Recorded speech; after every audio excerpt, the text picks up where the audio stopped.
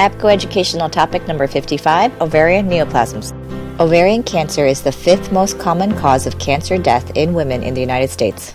Ovarian cancer has the highest mortality rate among gynecologic malignancies. Approximately 55% of patients will die within 5 years of diagnosis.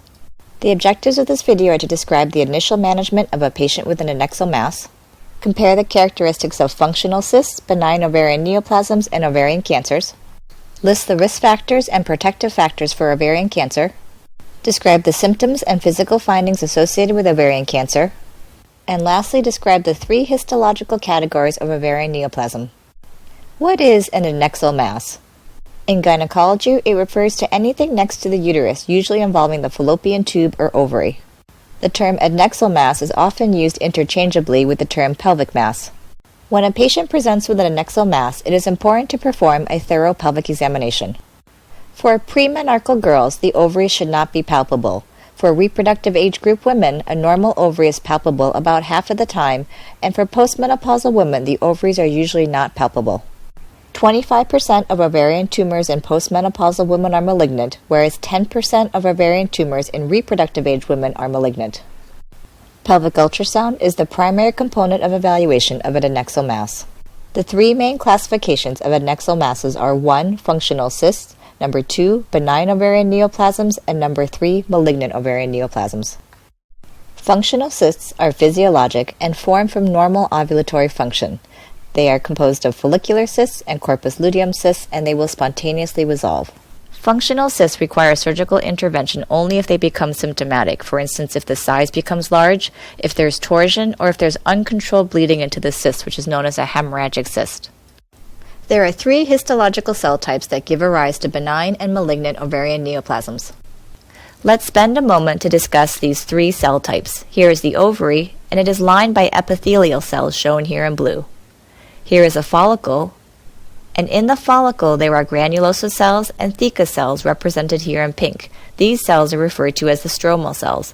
The third type of cell in the ovary are the germ cells that are the precursor cells to gametes, represented here in purple. So it is these three histological cell types, epithelial, stromal, and germ cell, that give rise to benign and malignant ovarian neoplasms. There are multiple specific benign and malignant tumors within each of these three cell types.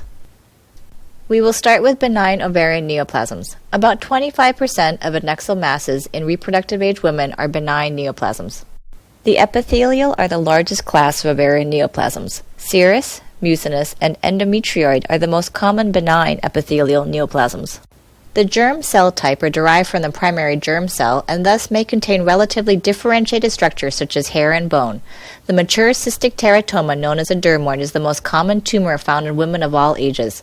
It is often in premenopausal women and demonstrates tissues of all three embryological cell types, ectodermal, mesodermal, and endodermal. Lastly, the stromal cell type benign ovarian neoplasm is derived from specialized sex cord stroma of the developing gonad. Two examples are fibromas or thecomas.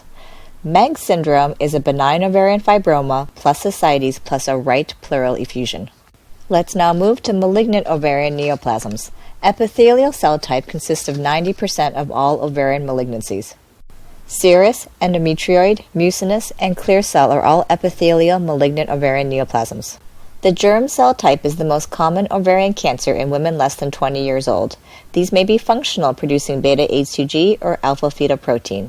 Dysgerminomas, endodermal sinus tumors, and immature teratomas are examples of germ cell malignant ovarian neoplasms. And lastly, sex cord stromal type produce hormones. Granulosa cell tumors may secrete large amounts of estrogen, and Sertoli-Leydig tumors may secrete large amounts of androgen. These sex cord stromal tumors are rare. Let's move now to patient presentation for malignant ovarian neoplasms. Women most commonly present in their 5th decade of life, and they may present with abdominal bloating, abdominal distension, abdominal or pelvic pain, early satiety, urinary urgency, or decreased energy. It is important to note that the most common symptoms are gastrointestinal and not gynecological symptoms.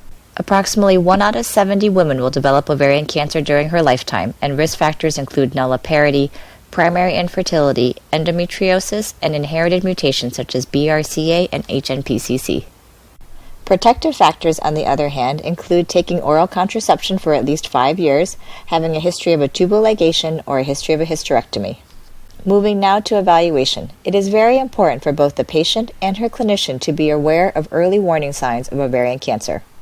For radiological imaging, pelvic ultrasound is the best first-line test, and a CA-125 is most helpful in postmenopausal women with a pelvic mass. This is because there are many cases of elevated CA-125 in premenopausal women for reasons such as fibroids, PID, and endometriosis that make it less useful. Surgical exploration is the definitive next step in the evaluation when there is a high suspicion. This concludes the APGO video on ovarian neoplasms. We've discussed the characteristics and management of functional cysts, benign ovarian neoplasms, and malignant ovarian neoplasms, as well as discussing the risk factors and protective factors for ovarian cancers.